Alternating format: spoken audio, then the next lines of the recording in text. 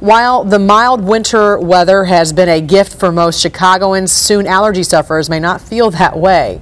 Well, joining us today is Dr. Craig Schwimmer, an ear, nose, and throat doctor and the founder of the Snoring Center, which just opened an office here in Chicago. So good afternoon to you. Welcome. Hey, thank you. Good to be here. So, you know, this time of year right now especially, you're seeing a lot of people who do have the sniffles and the cough. And sometimes you don't know whether it's allergies or maybe the common cold. How can you tell the difference? So there's a lot of clues, but it really can be difficult to decipher. But certainly timing, is it allergy season? Do they have a history of fall and spring allergies? And then are there other signs of infection, fever, chills, that sort of stuff?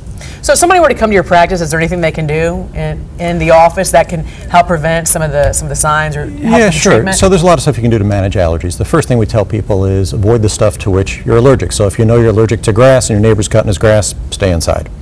And then there's a sort of a hierarchy of medical treatments. Nasal steroid sprays are really the first thing that we tell people to use because they work, and because they just work in the nose, there's really no systemic side effects. And you know, having people take pills more than they have to is something you want to try to avoid as much as you can. What, anything over the counter we should be looking at closely? You know, it's really best if your allergies are symptomatic enough that they're troublesome. You should talk to your doc and come up with a plan. The prescription antihistamines are better than the non-prescriptions. Nasal steroid sprays are by prescription.